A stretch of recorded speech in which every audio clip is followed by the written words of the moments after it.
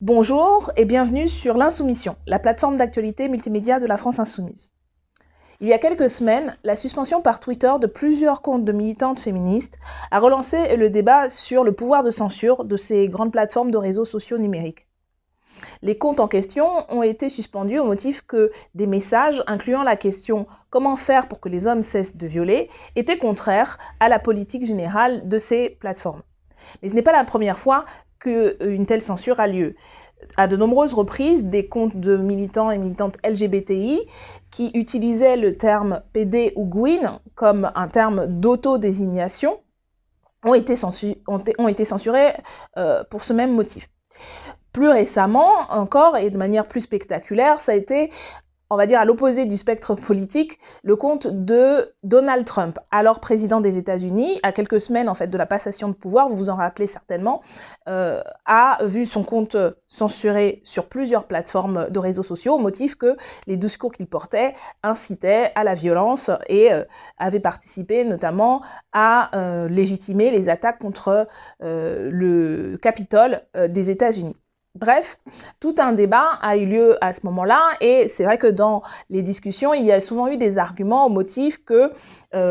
Twitter et les plateformes de réseaux sociaux étaient des entreprises privées qui avaient des règlements, des contrats d'utilisation que les usagers et usagères signaient pour pouvoir accéder à la plateforme, les conditions générales d'utilisation, c'est les CGU, et que, en tout état de cause, c'était tout à fait dans leur droit de faire ce qu'elles avaient fait et il n'y avait pas de quoi réagir ou critiquer. Cela s'appliquant aussi bien au président de la première puissance mondiale qu'à des militants ou à des individus lambda. Il y a plusieurs problèmes dans cette argumentation qui a été abondamment utilisée dans le cas de Donald Trump, souvent aussi par des personnes qui se sont retrouvées un peu en contradiction quand elles ont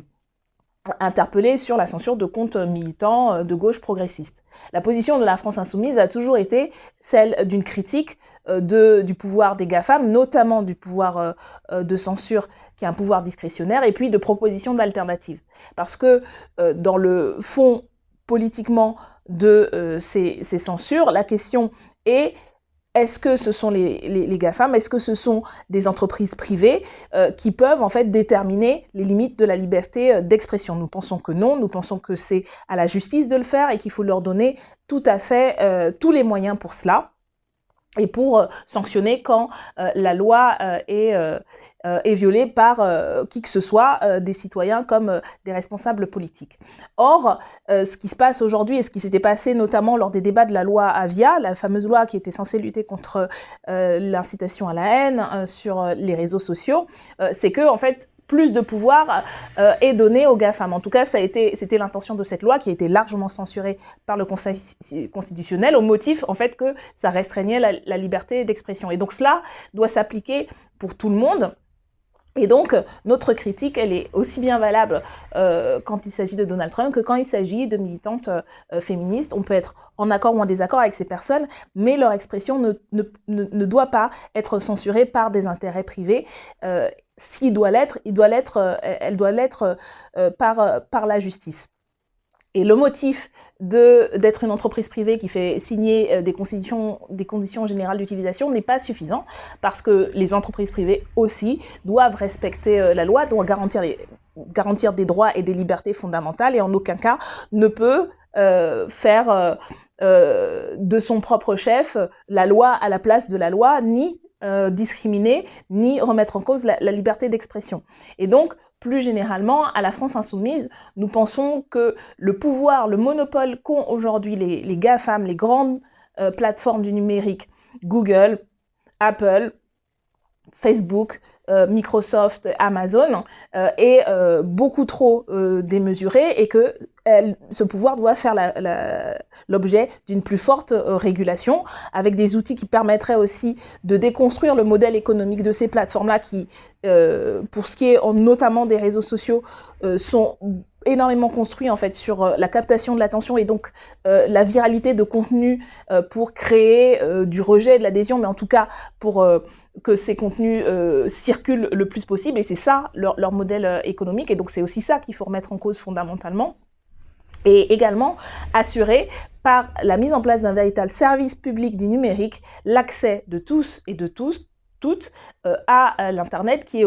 tient aujourd'hui une place extrêmement importante, encore plus en période de crise, mais aussi parce qu'il y a eu tous ces processus de dématérialisation qui font que l'accès au réseau est de plus en plus important au quotidien pour la vie des gens. Et donc cet accès, il doit être assuré pour tous et toutes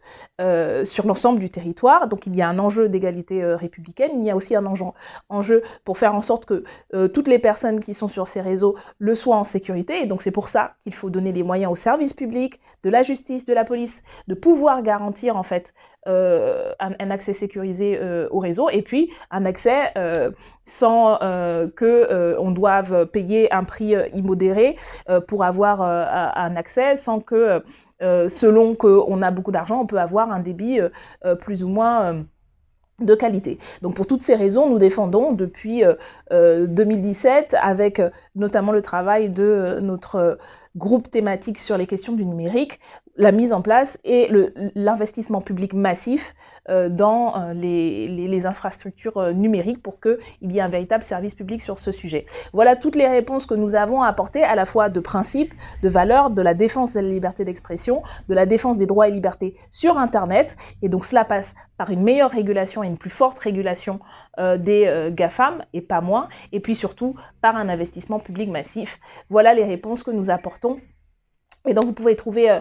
tous les développements dans le programme de la France Insoumise, que nous remettons d'ailleurs en débat avec la campagne de Jean-Luc Mélenchon pour 2022